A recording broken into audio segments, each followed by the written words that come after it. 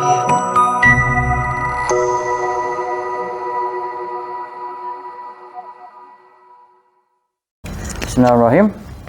Okay, so now the new topic that kita akan discuss for today is about the static and dynamics of static dynamic characteristics of the signals, because we know signals, whatever signals that come out from your sensors, it will have either static, quasi-static or dynamic signal. Okay,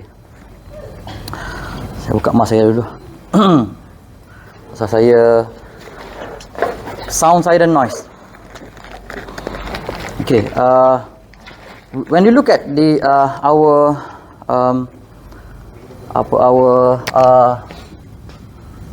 system, measurement system, it consists of 4 basic blocks. Okay, the first one is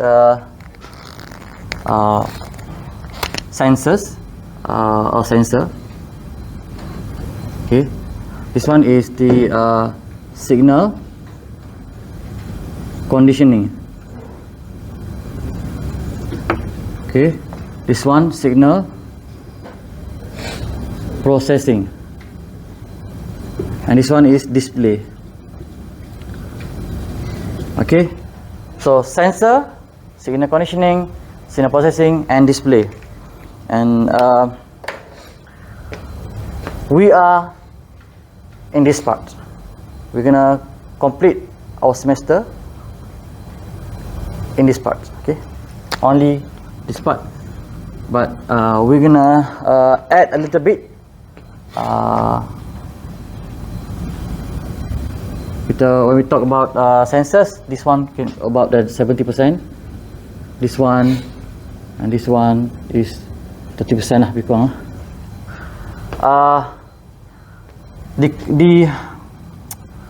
In the middle part between sensors and signal conditioning have a lot of calculations, analysis. Okay, that one require you to do some calculations. Okay, this is static and dynamic characteristics. We're gonna see this one at this location, at here. Okay, we have to understand the signal characteristics. Then we can do signal conditioning and we can do signal processing after we know the characteristic of the signals. Before that, we study, we understand the sensor characteristics. Different sensor characteristics is different. That one we discussed in the previous lecture, in the fundamental of measurement. Now we discuss now is about the signal characteristics, the signal itself. Okay. All right. So you will look at 2 things. First is signal characteristic, whether it is static or dynamic or quasi-statics. The waveform, the frequency, and all these analysis related to these signals.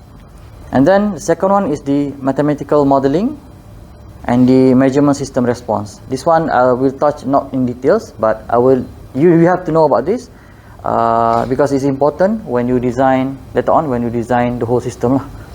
Okay. All right. So move on to this one. So signal, we have either we have static or we have two types of signals. First is the analog, and second one is digital. Analog is the difference between analog and digital is analog have continuous time. Okay, continuous time, and digital have discrete time. Okay, DT. Okay. So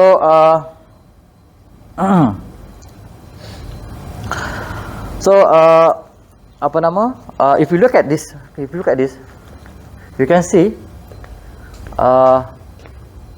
the time actually is the same as this one. The time trace is the same, but this one when we try to make digitalize the analog signal, what happen is it will form into a dot at a discrete time and also at the discrete amplitude. Okay, so discrete time and discrete amplitude. Okay, now this is definition. So analog signal is continuous in time, as what I said, and digital signals are actually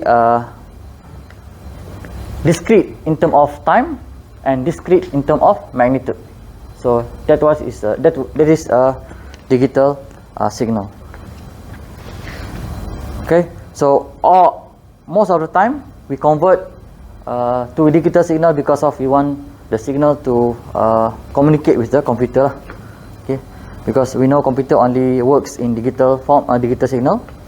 So, not only computer your anything chip, chip also computer chip, chip signal dalam IC, your IC, your identification card also have chip. So inside that one, it already recognize the digital signal. Okay.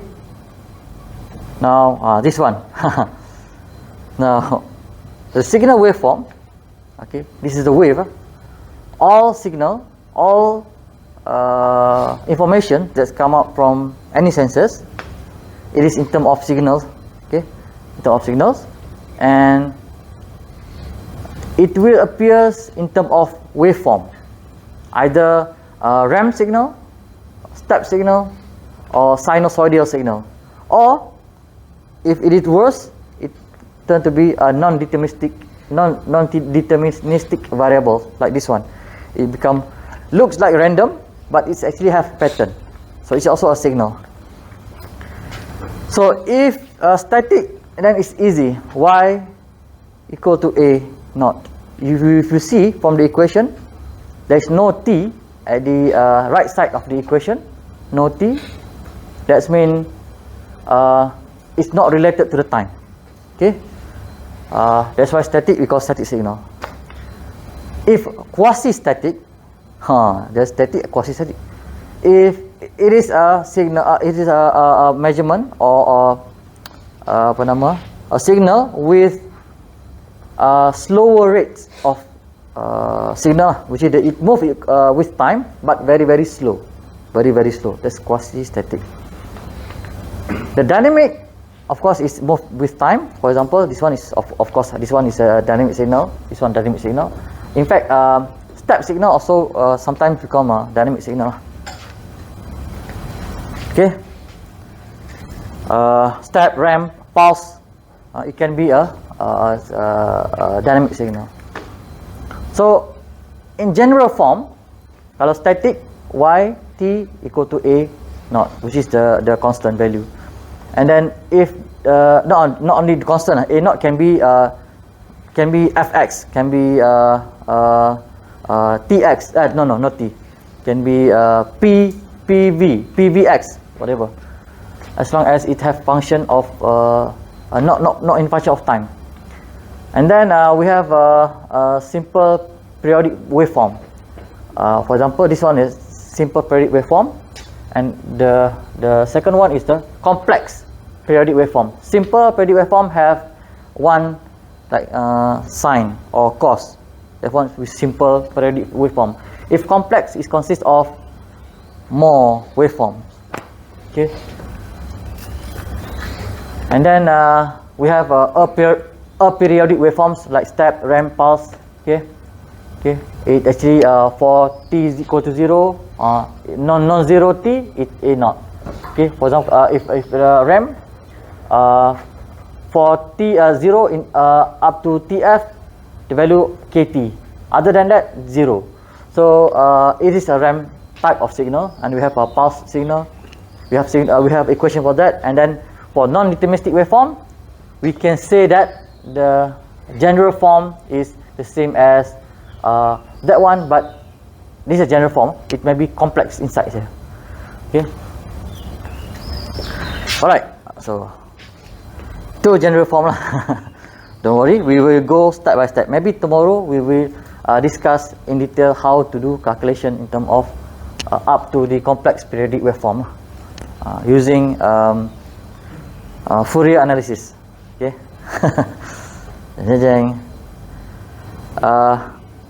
Now, just a little bit in terms of introduction.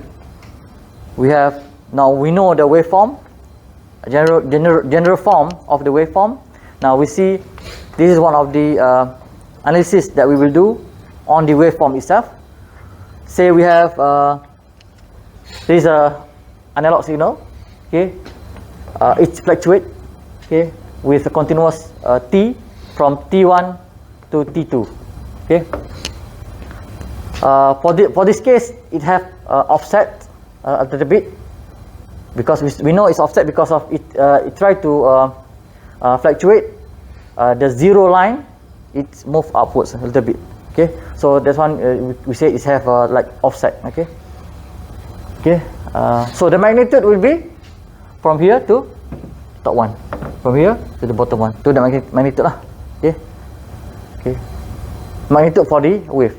So if we convert it to discrete, so it become a few dots. Each dot is separated by delta t. Delta t. Delta t. So it depends on how many dots lah. If we, let's say we sample it, because we call it sampling rate. More sample that we use, the better representations of the discrete signal, discrete representation to the analog signal. Okay. Of course, we want to have as the best. The discrete signal that represent analog signal at best as we can. Okay. But the problem is if we choose more dots or more sample, it will sacrifice the storage.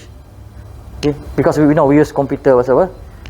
As I said, if you use chips as our IC, chips is very small, so we don't have much storage. So we must make sure that we need to optimize the numbers of samples that we want to use.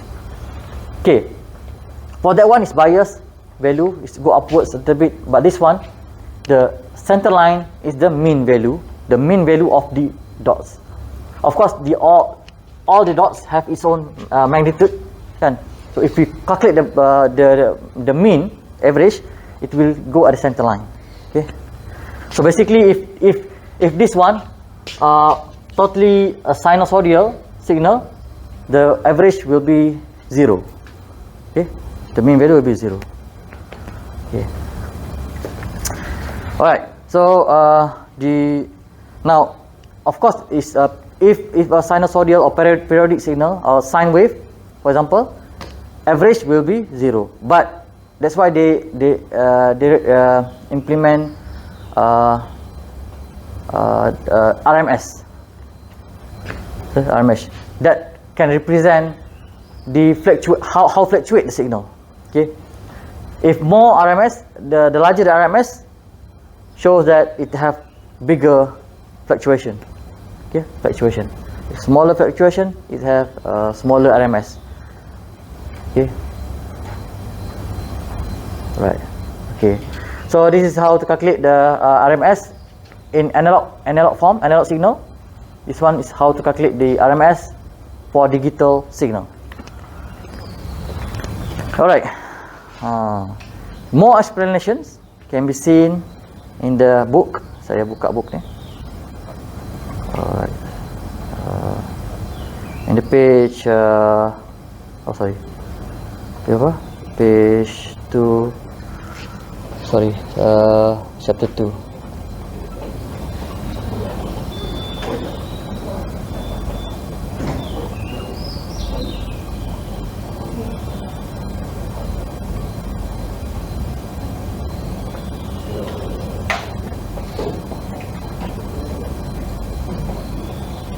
Sorry, saya forward dulu. Mana ni? Nampak. Okey. Ni ya. Okay, ni saya terang tadi ya. This is one where I have mentioned earlier. You can see this one in your textbook, Figliola textbook.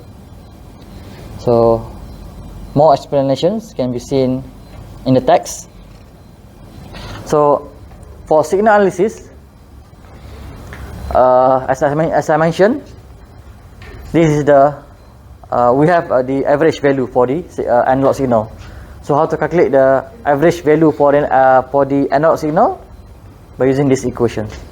I've used these equations in the past, I think few semesters before this.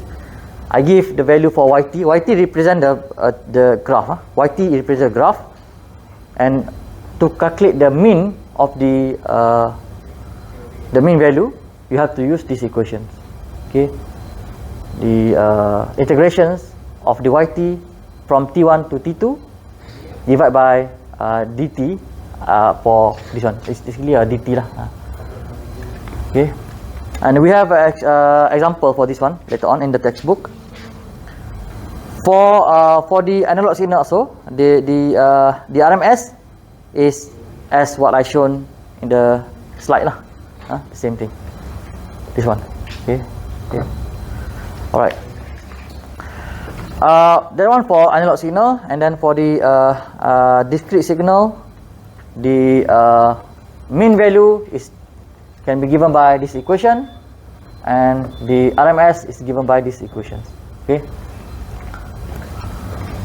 Like I said, the difference between mean and RMS is mean. If periodic signal is a pure periodic signal, it will give you 0 value for mean, but for RMS it will indicate how fluctuate of the signal is. Okay, so this about this signal analysis. Some a little bit on signal analysis. Okay, so look at this. Okay, this is just to show the comparison between fluctuating signal. Actually, they are the same signal.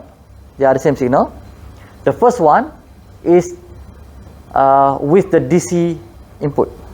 Okay, if you have usually if you play with the sensors sometimes have DC input or AC input. Okay, or it can give output, AC output or AC DC output or DC input. If the sensors with the DC, okay, direct current, sometimes piezoelectric sensors, it give DC, it will show a high magnitude with a little bit fluctuation on top of it. Okay, if we are focusing on the DC magnitude, and then we can use that one. If we only want to look at the fluctuation, then we have to remove the DC. For example, the vibration. The vibration signal, we are more interested in the fluctuation, vibrating values. Kan, kalau you dekat lab kan, now you nak tengok, you want to see the signal. So you have to remove the DC part. You have to remove the DC. So when you remove the DC, then you can see clearly how the signal is, how it's fluctuating, how it's moving towards with a period, with some period of time. Okay. So these things you have to memorize lah, ataupun ingat. So you have to remember the characteristics, how the signal behave. Okay, I will not touch on this one. This is actually an example. I want you to have a look on the example.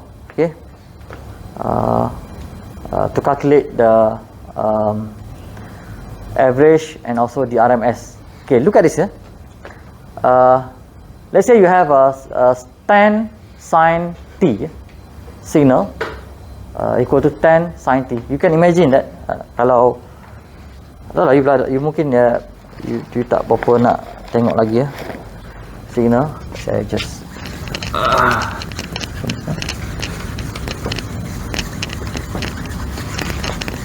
so for signal tan sin t, okay, so So it will look like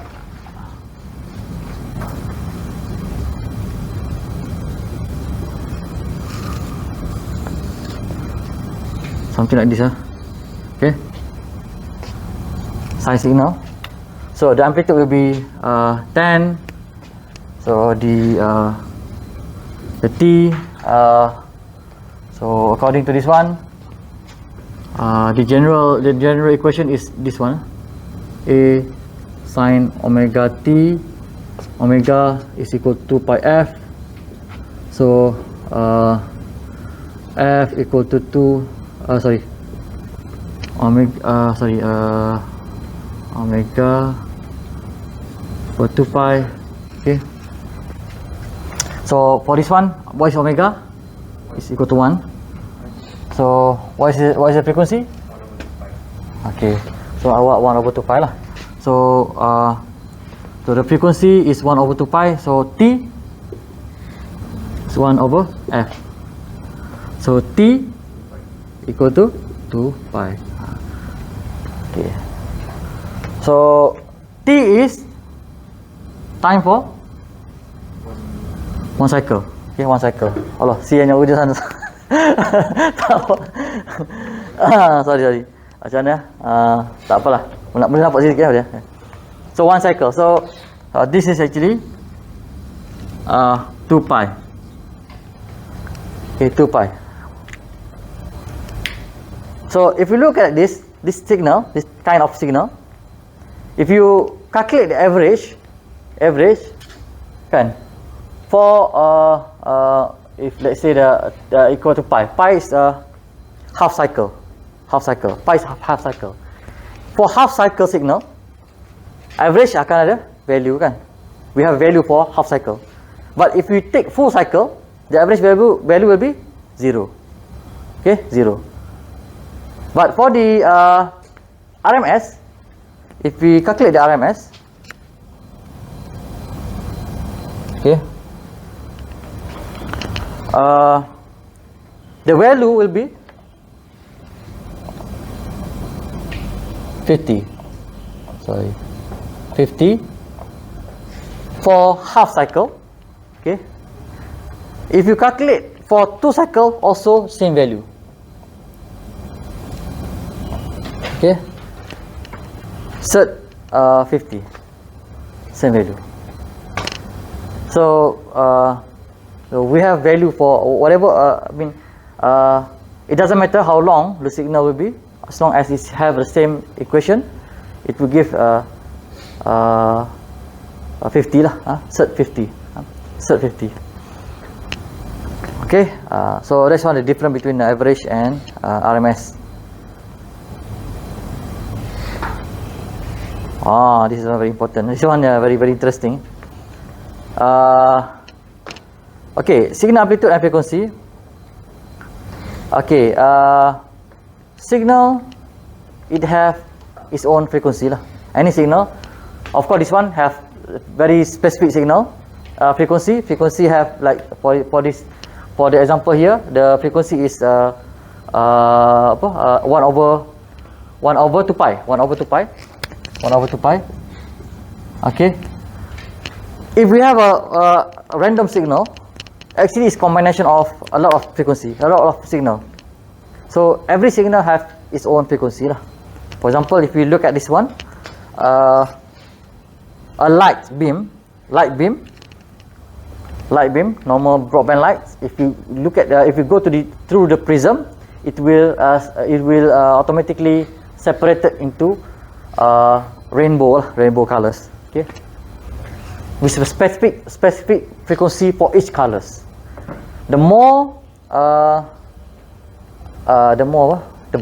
brighter the colors, the more sharper the colors, indicates it's a single spectrum. How much it have a single spectrum. Okay, talking about this one. You know about the objective truth. Objective truth. I keep wondering about this one because I'm studying about lights, because I have built the sensors from lights. When looking at this, I keep thinking about this thing now. Objective truth is the whatever it is, it's always true. Have a true value, true things, true. It's a truth lah. For example, 2 plus 2 always be 2 plus 2. It's always be 4. Whatever it is, it's always be 4. Okay.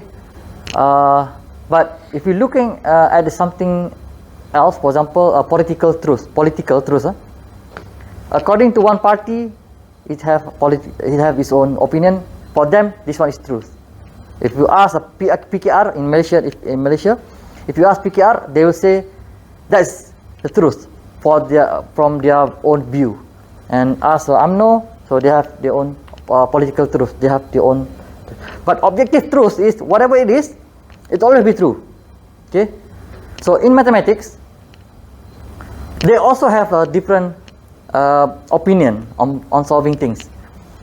Physics also have several theories. But if all these theories can map towards one solution, that means it's objective truth. Okay. For example, theory of relativity, Einstein. For now, it still become theory because the only thing is we can prove it.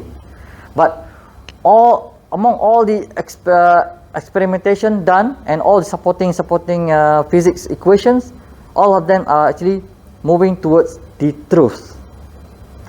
Okay. Theory of relativity. So what is theory of relativity? It actually is relative.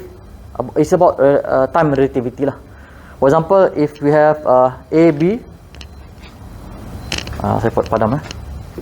For example,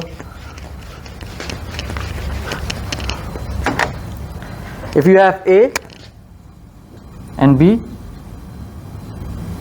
this is dynamics. You learn this one in the dynamics. If the B moving at certain velocity, what happens is actually the time, okay, ticking slower than this one. Here's time. This for A, it ticks. For individual, for each of them, they will see the time tick, tick, tick, tick, the same rate. But if B moving towards some directions with a certain velocity, A will see the time for B ticking slower. Tick, tick, tick. But B still feels the same. That's why for A, B become younger. Every time it moves with a different velocity with A. So imagine that B moving close to the light speed. B become a lot younger. This one experiment done by Einstein. We send let's say A and B is twin. B they send B to the outer space with a very high speed, closer to the speed of light, and then come back. What happened is A become old, B become younger. That one because A see B, the time become ticking slower. So okay, so for A, B, the aging process becomes slower. For B, opposite, B will see A become older very fast, very quick. Whatever it is, if let's say that B in the capsule, it moves in the speed of light. What you see is you see everything moving very quick. For example, flash. You know how you see flash? The flash, it moves in circle with speed of light. Not speed of light, closer to speed of light. What happens is you will see everything around him. No, very quick, because because B the one who moving in very faster speed. So it will say A moving quickly, become older quickly. Become older. This one B remain the same age.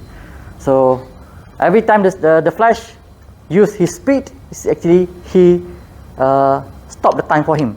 I mean not stop the time, but make sure that his speed time taking slower.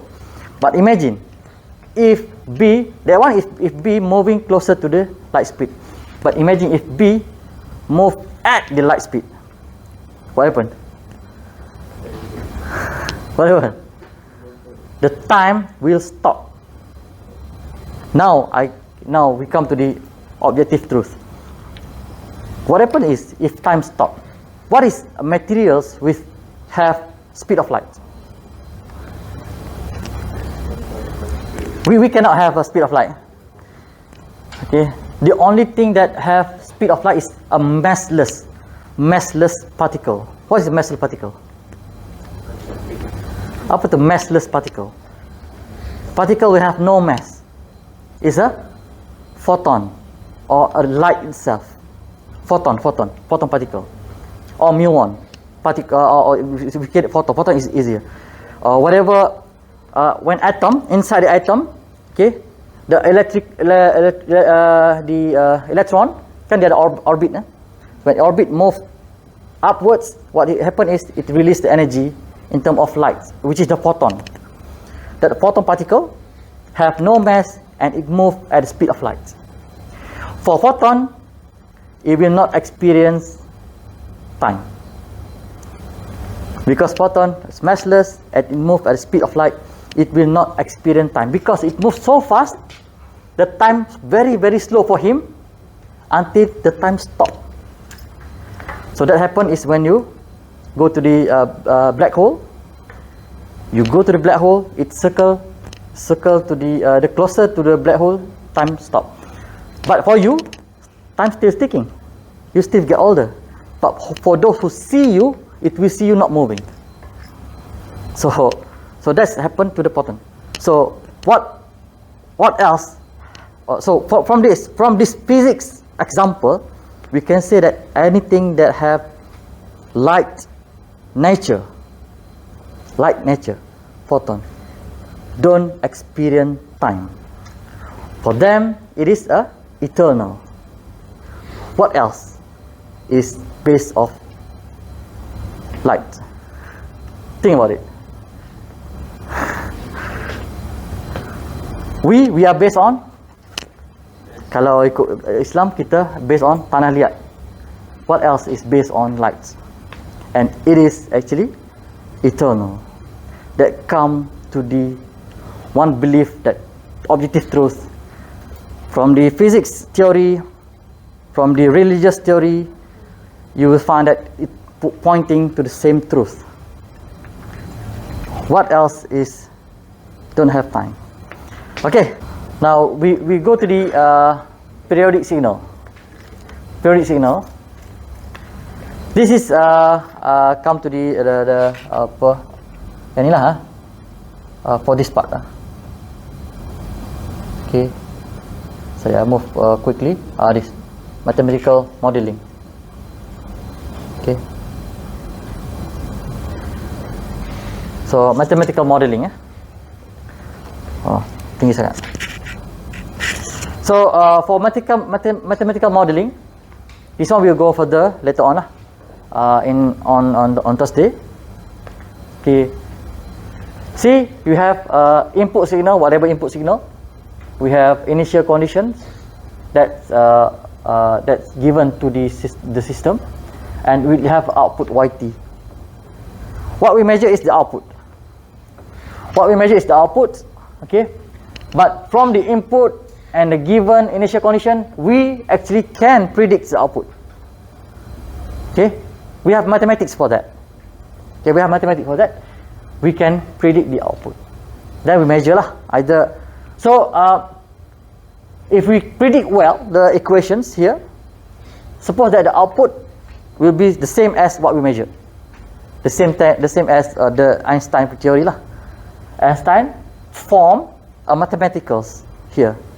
It forms the mathematicals for theory for relativity, and it predicts outputs. From the output, we try to do a lot of testing. We measure, and all of them going towards the truth. It's always true, whatever experiment that we do. So now, how to find YT? How to measure YT? Look at this one sebagai pembuka, kata an opening today mathematics, bukan for opening for this lecture. Lecture is almost closed, but for the topic mathematical modeling. Look at this one. This one, vibration. I think some of you have done a vibration. Yeah? Lepas ni? After this lab. Okay. Oh, class. Oh, Prof Nick.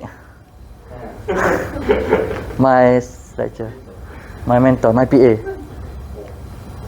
So M, and if we move to the one position, and if we release, from this position.